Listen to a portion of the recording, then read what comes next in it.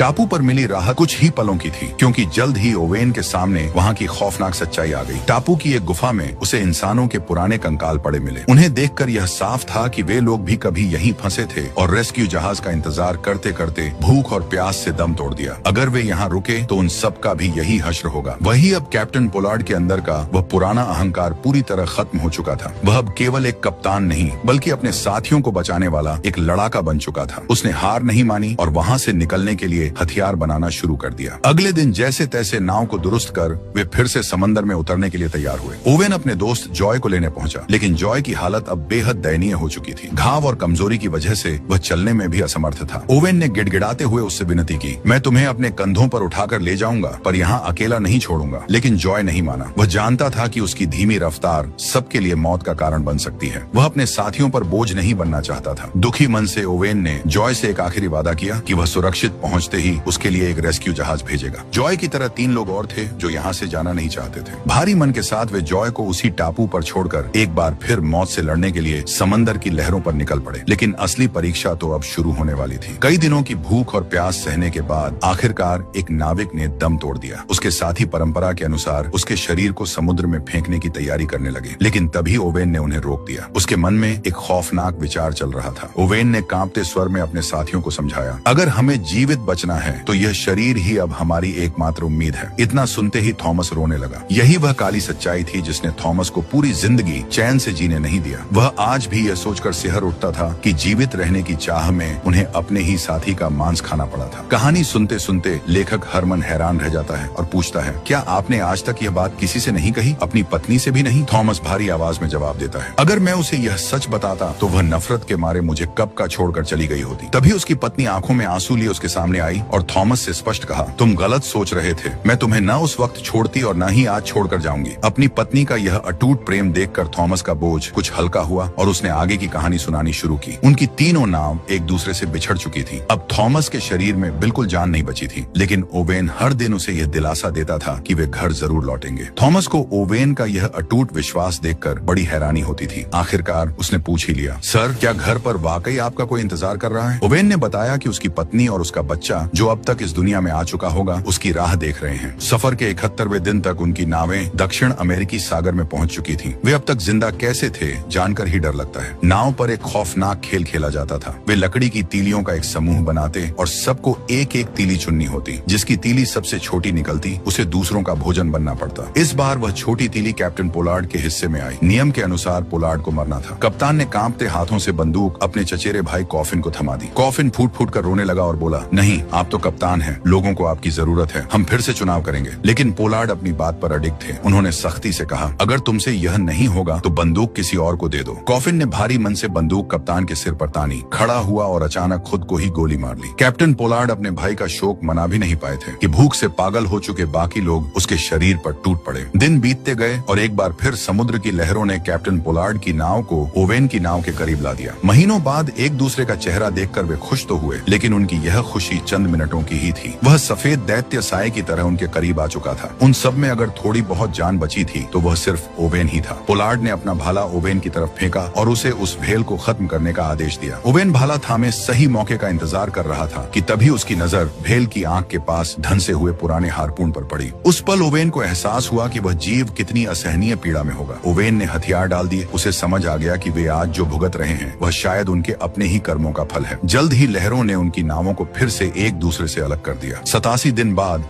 समंदर में गश्त लगा रहे एक जहाज को एक छोटी सी नाव दिखाई दी। वह कैप्टन पोलार्ड की नाव थी। उस पर सिर्फ 2 लोग जिंदा बचे थे जो अब किसी कंकाल से कम नहीं लग रहे थे। नाव के अंदर बिखरी इंसानी हड्डियों को देखकर बचाने आए नाविक खौफ के मारे ईश्वर का नाम जपने लगे। एसेक्स जहाज के डूबने के 90 दिन बाद हम ओवेन की नाव को देखते हैं। उस पर 3 लोग बचे थे और अब ओवेन का दिमागी संतुलन बिगड़ने लगा था। वह होश खो बैठा और पागलों की तरह बड़बड़ाने लगा, पिताजी मुझे छोड़कर मत जाइए। थॉमस यह देखकर डर से कांप उठा कि अगर वह अकेला बचा तो तो उसका क्या होगा। तभी उसे आसमान में पक्षी उड़ते हुए दिखाई दिए। ये संकेत था कि जमीन करीब है। थॉमस रोते हुए ओवेन को झकझोरने लगा। उठ जाइए सर, देखिए वहाँ जमीन है। थॉमस को लगा कि ओवेन मर चुका है, लेकिन ओवेन अभी भी जिंदा था। ओवेन और उसके साथियों को चिल्ली के पास एक द्वीप पर बचा लिया गया। उन्हें पहनने को कपड़े और भोजन दिया गया, लेकिन भूख से उनकी नसें इतनी सूख चुकी थीं कि पहले दिन उनके लिए खाना निगलना भी मुश्किल था। 3 महीने तक उनकी देखभाल की गई और उसके बाद उन्हें घर भेजने का इंतजाम हुआ। वह समुद्री सफर भी 3 महीने लंबा था। आखिरकार 11 जून 1821 को वे वापस नैनेटकेट बंदरगाह पहुंच गए। ओवेन ने अपनी पत्नी से किया वादा पूरा किया और पहली बार अपनी नन्ही बेटी से मिला, लेकिन उनकी मुश्किलें